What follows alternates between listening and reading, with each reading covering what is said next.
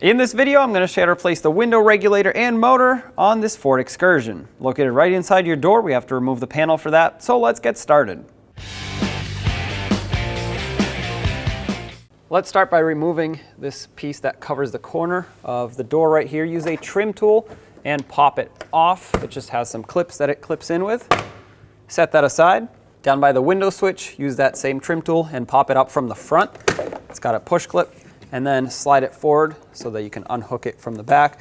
And then just unplug the two electrical connectors, one from the window switch and one from the lock switch. Press on those tabs to unlock them and set this aside. Behind these, you'll see a 7mm screw. We're going to have to remove this. This is one of the two that locks the door panel into the door itself. Remove that and set it aside. Down by the bottom right-hand side corner of the door, you have this lens cover with a reflector in it. Use a pocket screwdriver and pry it out from the front. That is going to expose a 7mm screw, just like we had up top. Remove this as well. If your door has this courtesy light on it, don't worry about it yet. We're actually going to undo it from the back of the door panel. So once this comes off, don't pull the door panel too far so we can unplug this. Lift up on the door panel and slide it out. Once again, don't go too far. We have that wire connected. And if you reach on the back side, you should be able to twist it and unplug it and set that aside. To turn off the dome light and the courtesy light on the door, you could just latch the door latch, just like that with a little screwdriver, and that should turn everything off. Now, of course, don't forget to pull on the door handle to unlatch it before you close the door, but this will prevent your battery from draining. So let's peel off the vapor barrier. Make sure the wires go through.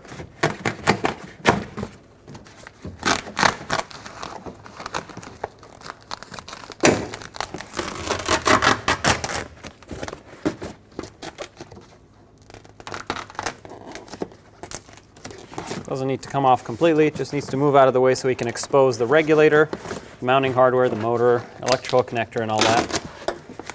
There it is. All right. Now you want to reach through this lower opening and find the window motor, which is actually right behind here. You're going to have to unplug the wiring. Well, unfortunately, we have to do that now because there isn't a whole lot of slack on the wire. I'll show you what the connector looks like. It's right about here.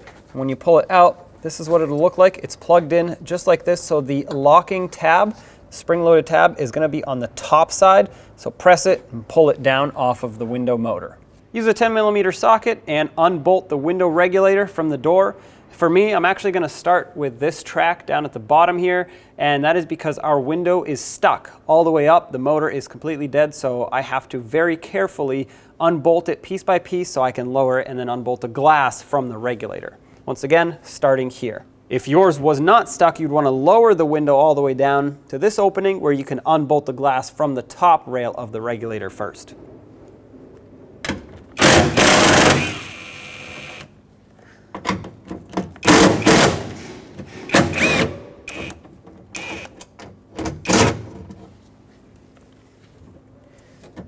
Leave this here for now. Take out the 4 10mm bolts that hold this part of the regulator onto the door. I'm going to leave one in though, so I can pivot it and push it right out through this opening. Technically, you don't have to fully remove any of them, but I think it's easier to do that.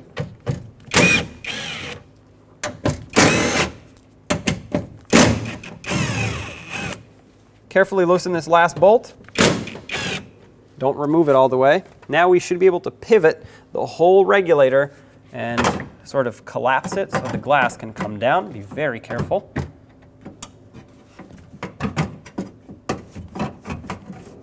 Take the last bolt out completely, holding on to the glass at the same time. While still holding on to the glass, lower this slowly. All right, now we can see where the regulator bolts onto the glass. Keep going down so you can see both areas. One is going to be right through this hole, and the other one is going to be right here. 10mm socket for this as well. Just unbolt it, still holding onto the glass.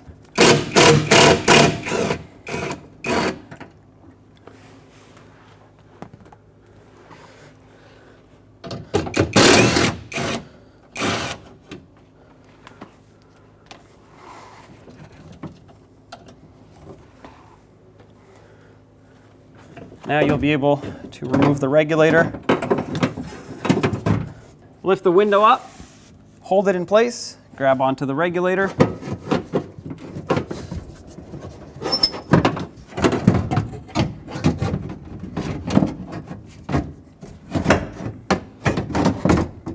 And there it is.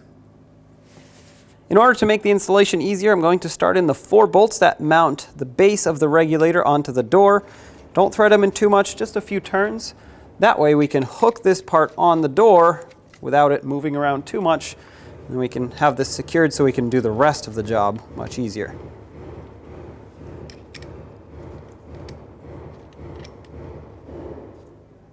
Insert the new regulator into the door.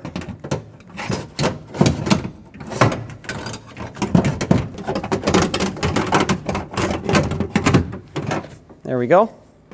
Let's reinstall this track right here and bolt it on with the 2 10mm headed mounting nuts.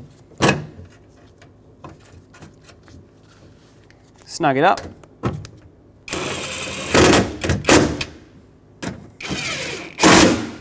With these snugged up, let's tighten up the rest of our bolts. Snug these up. Make sure these are all fully seated.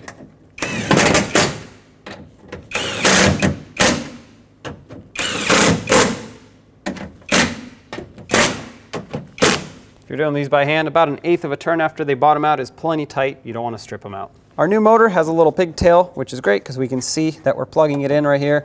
So make sure that connector clicks. And now we have to lower the window motor with the regulator so that it's at about this height where that lower track can be bolted back up to the glass. I reconnected my window switch. The key's in the on position. Stay clear of the regulator because it can pinch your fingers. Right about there, actually. We might have to adjust it, but for now, I'm going to leave it right here and turn the key off. That way there's no way that this can move, and we'll bring the glass right down to this lower track. Slowly bring the glass down while pulling out on this part of the regulator so you can put the studs right through. There's one, and the second one actually just lined up perfectly. So we can now put on the 2 10mm mounting nuts, locking the glass onto the regulator. Snug those up. Once again, about 1/8 of a turn after they bottom out. Should be plenty.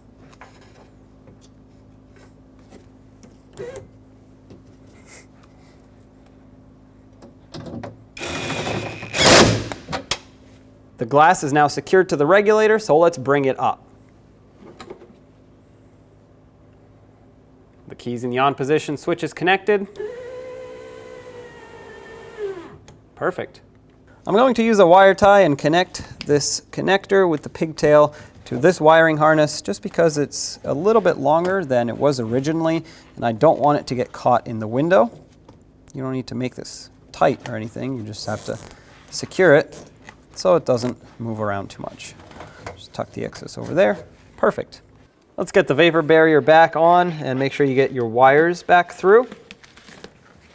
Bring it over the door lock indicator at the end of the door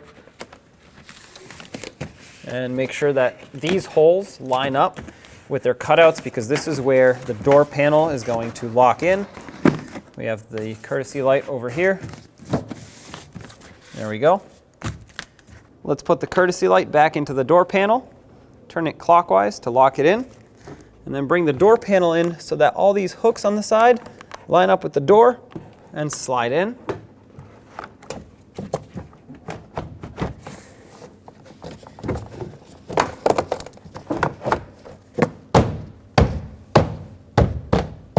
Tap it down. Feel around the edge to make sure it's fully seated up against the door. If you feel a gap, it's not locked in, so pull it back up, push it, and lock it back down. Let's reinstall the screw that goes at the bottom. Snug that up gently because it goes into plastic. You don't want to strip that out. And then take that lens cover and with the red reflector going towards the outside of the door, snap this back in.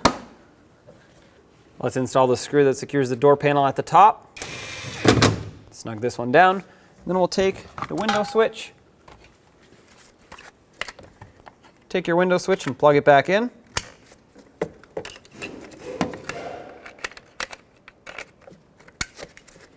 slide it on the back side first because it has this hook that needs to line up underneath the grab handle.